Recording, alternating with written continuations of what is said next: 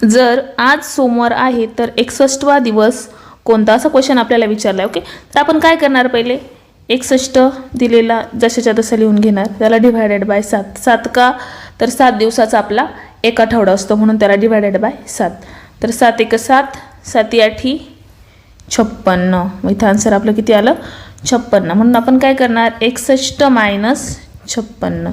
तर उत्तर किती येणार आपलं, बाकी 5. ओके, मग आपण काय करणार, 5 दिवस किंवा 5 वार पुढे जाणार. ओके, पुढे. मग आता पहिला वार आपल्याला काय दिला आहे त्यांनी, सोमवार. मग आता सोमवार दिल्यामुळे आपण काय करणार, पहिले सोमवार. ओके, सोमवारच्या पुढे मंगळ, बुध, गुरु, शुक्र आणि शनी.